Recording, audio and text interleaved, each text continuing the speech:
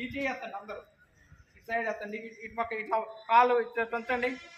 ఆ చెయ్యి ఎంతవరకు అయితే బెండ్ అవుతుందో ఇంకా అందరూ ఒకే యాంగిల్లో రావాలి. ఫిజిక్స్ మీరు వంగలేకపోతున్నారు, కుర్రోడేయండి.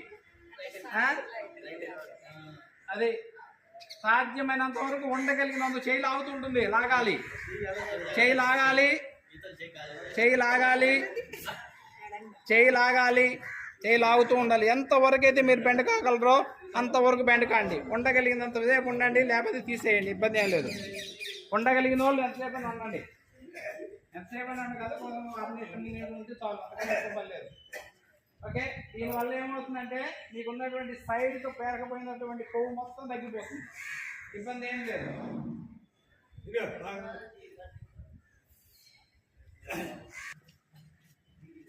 వాడు నిలబడలేకపోతాడు, కుర్రోళ్ళు మేము నిలబడుతున్నాం. అది నువ్వు ఎందుకు నిలబడలేదంటే రెండు కాళ్ళు దగ్గర పెట్టాలి. రెండు కాళ్ళు దగ్గర పెట్టకపోతే నిలబడలేరు, రెండు కొట్టినలు కలవాలి, అప్పుడు నిలబడగలుగుతారు. బెండ్ కాండి, ఎంతవరకు బెండ్ కాగలుగుతుంది అంతవరకు. ఎక్కువ ఒత్తిడి మీద అయితే వద్దు, ఒత్తిడి మీద అయితే వద్దు. మీరు ఎంతవరకు ఉండగలుగుతారో అంతవరకే ఉండండి.